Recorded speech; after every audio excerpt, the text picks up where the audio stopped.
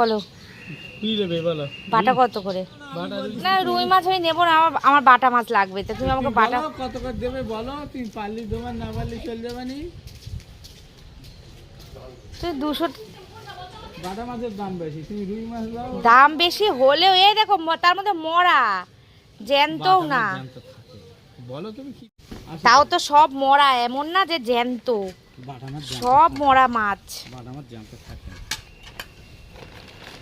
100 টাকার করে দেবো। 100 টাকার কতটা? 600 দিচ্ছি। 600-র দাম 100 টাকা কি করে হয়? 6-15 তো 90 হয়। 600 96 টাকা। আবার 16 কিসের? তাহলে 100 টাকা হচ্ছে কিসের? 96 হচ্ছে তো। তা তোমার 650 দাও, 650 দাও। দিচ্ছি তোমারে, দেখো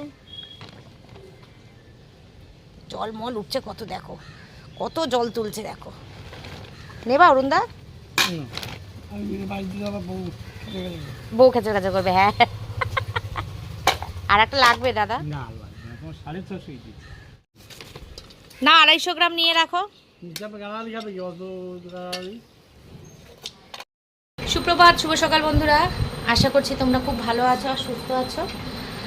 আমিও ভালো আছি। বাজে এখন 8:30 আর আজকে উঠেছি 6:30টায়। 2 ঘন্টা আগে উঠেছি, কারণ ভেবেছিলাম ছেলেকে পড়তে দিতে যাব। তো ছেলের দেরি হয়ে গেছে, ওই জন্য আমি আর যেতে পারিনি। মায়না দিতে যাব, আর মাস্টারদের সাথে একটুখানি আমার আলাপ পরিচয় নেই মাস্টারগুলোর সাথে। ছেলে নিজে নিজেই ভর্তি হয়েছে, তো সেই জন্য ভেবেছিলাম যাব, তো যাওয়া হয়নি। ও চলে গেছে, ওর বাবা দিয়ে এসছে।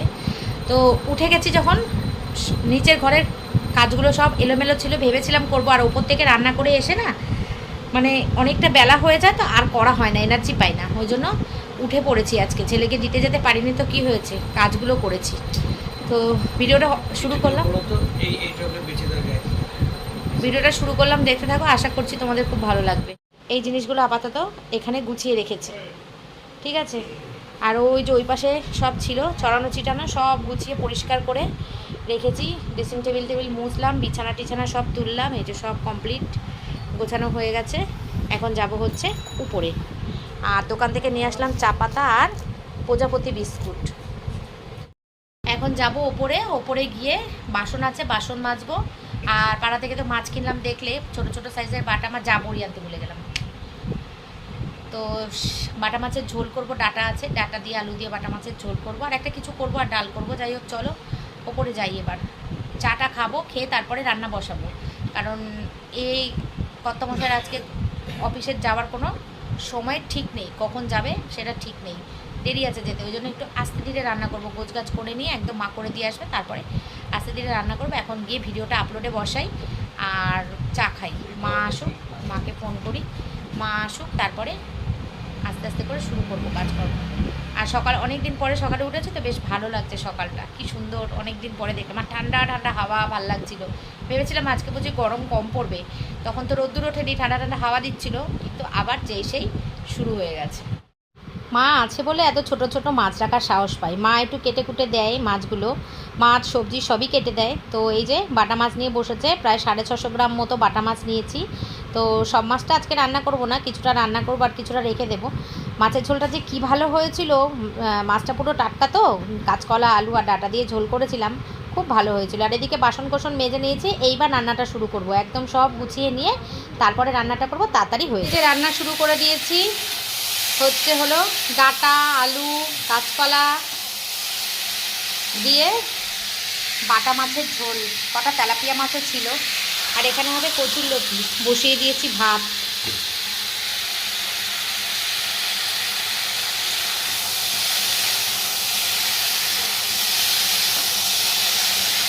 গরম লাগছে বন্ধুরা, একবার রান্না করছি আর একবার এসে ফ্যানের তলায় বসছি। তো মাছের ঝোলটা বসিয়ে দিয়ে এসছি, মাছের ঝোলটা হোক। বস্তা চাল কালকে আনা হয়েছে, কিন্তু ঢালা হয়নি, পরে ঢালবো। এখানে হয়ে গেছে ওদের দুজনের বাপ ছেলের খাওয়া হয়ে গেছে। এখানে আছে 1 গামলা আমড়া দিয়ে টক ডাল, বাসন মাজা হয়ে গেছে। আর এখানে আছে লতি সেদ্ধ করা, লতিটা বানাবো আলু দিয়ে। আর মাছের ঝোল তো হয়ে গেছে মনে হয়, হ্যাঁ হয়ে গেছে, মাছের ঝোল হয়ে গেছে। কাঁচকলা দিয়ে আলু দিয়ে মাছের ঝোলটার কালারটা না এরকম, এই সাদা সাদা কালারের মাছের ঝোল খেতে না আমার খুব ভালো লাগে। এই কাঁচকলা দিলে যে রঙটা হয়, সেই রঙটার মাছের ঝোলটা খুব ভালো লাগে খেতে। মাছটা পুরো জ্যান্ত মাছ, খুব ভালো লাগবে খেতে, টাটকা মাছের ঝোল তো।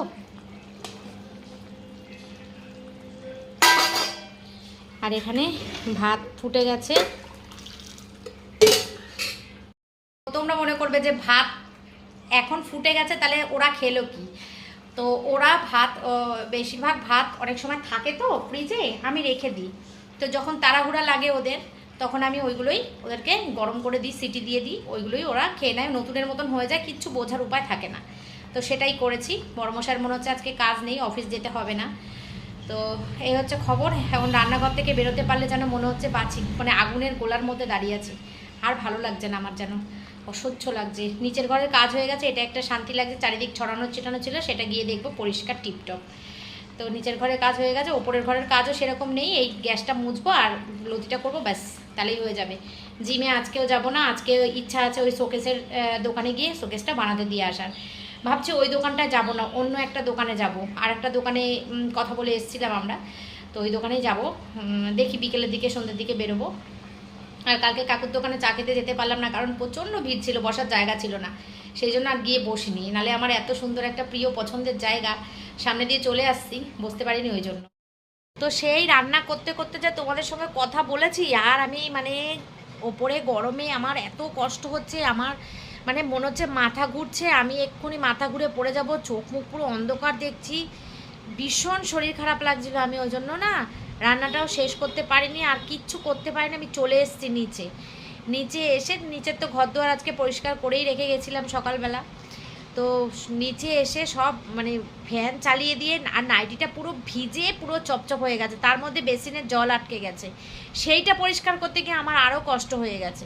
বেসিনের জলটা যে আটকে গেছে, সেটা ওই পাইপটা খুলে একেবারে ওই চায়ের পাতা, মাছের কাঁটা সব একসঙ্গে বেসিনে অনেক সময় ফেলে দিই, তো খেয়াল থাকে না। তো সেইটা করতে গিয়ে, সেটার জন্যই পুরো বেসিনের জলটা আটকে গিয়ে একদম ওইটা পরিষ্কার করতে গিয়ে আমার আরও ছিরিকিট্টি অবস্থা হয়েছে। আরও আমার যেন শরীর খারাপ করছে, কেমন লাগছে। আমি দৌড়ে নিচে চলে এসেছি। নিচে এসে শুয়ে অনেকক্ষণ রেস্ট ফেস্ট নিয়ে তারপরে ওপরের কোনো কাজ করিনি। আমি বলছি আমি পারবোই না করতে। তারপরে স্নান টান করে কোনোরকম গিয়ে একটুখানি ঠাকুরকে পুজোটা দিয়েছি, ফ্যানটা চালিয়ে পুজোটা দিয়ে আমি খাবার নিয়ে নিচে চলে এসেছি। বাজে এখন 2টো, আমি 1:15-20 মধ্যে আমার খাওয়া হয়ে যায়। আমি মানে উঠতেই পাচ্ছি না, আমার এত কষ্ট হচ্ছে। জানি আমার একা হচ্ছে না, এই কষ্টটা সবারই হচ্ছে, কিন্তু আমি যেন জানি না এই 2 দিন ধরে আমার শরীরটাকে আমি কিছুতেই পারমিট করাতে পারছি না গরমটার সাথে, মানে হচ্ছেই না। আর কালকে জামাই ষষ্ঠী, জানি না কি হবে কালকে জামাই ষষ্ঠীর, মানে জামাই ষষ্ঠীর দিন তোমরা এই ব্লগটা পাবে। তো জামাই ষষ্ঠীর দিন কি করে মায়ের বাড়ি যাব, কি করে কি করব কিছুই বলতে পারবো না, সবটাই তোমাদেরকে জানাবো। প্ল্যানিং একটা করেছি, পরে ব্লগের শেষে লাস্টে তোমাদেরকে জানাবো। তো দিদির সঙ্গে মায়ের সঙ্গে আমাদের এরকমই প্ল্যানিং হয়েছে, কারণ মায়ের একটা ঘর, ছোট জায়গা, আর এতগুলো মানুষ, খুব কষ্ট। সেই কারণে, আর গরমটার জন্য বেশি। ওয়েদার ভালো থাকলে কোনো ব্যাপার ছিল না, একটা ঘরেই ম্যানেজ করে নিতাম, তো কোনো ব্যাপার ছিল না, কিন্তু গরমের জন্যই এত সমস্যা হচ্ছে। তো যাই হোক, চলো কি রান্না করেছি তোমাদেরকে সেটাও শেয়ার করতে পারিনি। সেই মাছের ঝোলের ওই আলু ভাজি ওই পর্যন্তই মনে হয় দেখিয়েছি, আর আমি কিচ্ছু করতে পারিনি। চলো খাবার দাবার নিয়ে চলে এসেছি, খাই, খেতে খেতে তোমাদেরকে দেখাই। এই শান্টু যা, যা রে, মাম্মা চলে গেছে, যা যা যা। আর ওর বাবা আজকে বাড়িতে আছে, তাই আমি তো তাড়াতাড়ি খাই বলে তাড়াতাড়ি নিয়ে চলে এসেছিলাম, কিন্তু এখন ওরা 4জন ওপরে খেয়ে নেবে, মা বাবা আর ওরা দুজনে বাবা ছেলে। আর আমি নিচে নিয়ে এসে আমি এখানে বসেই খাই, আমি ওপরে মোটে থাকতেই পারছি না। এই জিনিসগুলো এখানে সব পোটলা পাতলা করে পরিষ্কার করে রেখে, ঘাটের তলা টলা একদম পরিষ্কার করে ঝাড় দিয়েছি। এই যে জিনিসগুলো আগে আসুক, আসলে তারপরে, মানে জিনিসগুলো বলতে যে শোকেসটা আসুক, তারপরে আমি এগুলো একবারে প্লাস্টিক খুলে খুলে গুছিয়ে নেব। এই যে করেছিলাম হচ্ছে কচুরলতি দিয়ে আলু দিয়ে তরকারি, আর এখানে হচ্ছে কাঁচকলা দিয়ে আলু দিয়ে মাছের ঝোল, কাঁচকলা আলু আর ডাঁটা দিয়ে। লতিটার মধ্যে একটু আলু দিতে বাধ্য হয়েছি, তার কারণ হচ্ছে লতিটা না বড্ড কম, সেই জন্য একটুখানি আলু দিয়েছি। ওপর তুই নিচে নিয়ে চলে আয়, কিন্তু এক্ষুনি খাবি, 2টো বাজে শান্টু, এখনই খাবি তুই, যা নিয়ে চলে আয়, থালাটা নিয়ে চলে যায়।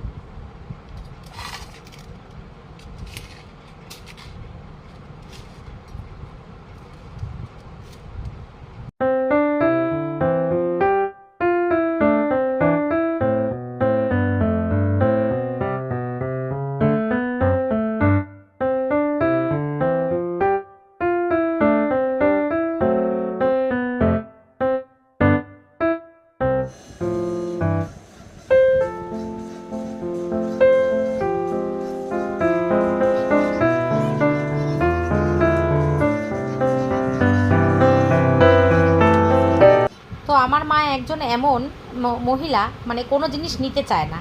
প্রত্যেক বাড়ি জামাই ষষ্ঠীর সময় জিজ্ঞেস করি কী নেবে বলো, শাড়ি নিতে চায় না, অন্য কোনো জিনিস নাও, কিচ্ছু নিতে চায় না।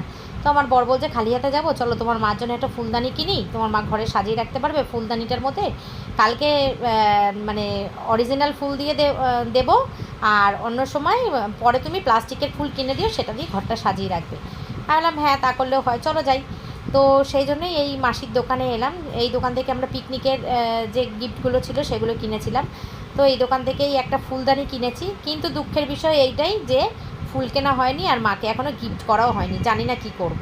আমাদের মায়াপুর মঠ আছে, কোথায় চাঁদপাড়া? আমাদের মায়াপুর মঠ আছে, শান্তি উৎসব করে দেবো। মায়াপুর গেলে মঠে যাবেন এই যে। কোন নাম কি নাম কি? শান্তি। তো আসলাম জামাই ষষ্ঠী সম্পর্কে কিছু কথা তোমাদের সঙ্গে আলোচনা করতে। আর এই যে ফুলদানিগুলো দেখাচ্ছে, এই দুটোর মধ্যে একটাও আমার পছন্দ হয়নি, আমি নিইনি। কিন্তু এই যে হাতে যেটা রয়েছে এইটাই নিয়েছি। তো জামাই ষষ্ঠীতে মায়ের বাড়িতে সকালবেলা যাব, সকালের পর্ব সেরে আমরা যে যার মতন বাড়ি চলে আসবো, থাকবো না, কারণ প্রচণ্ড গরম। তো একেবারে সন্ধেবেলা গিয়ে খাওয়া দাওয়া করব, মানে রাতের খাওয়া দাওয়াটা করব মায়ের বাড়িতে। আর সকালে মা নিয়ম কাজটা করে জলখাবার বানিয়ে দেবে আমাদেরকে, আমরা খেয়ে দিয়ে আমরা বাড়ি চলে আসবো। এরকমই একটা ডিসিশান নিয়েছি।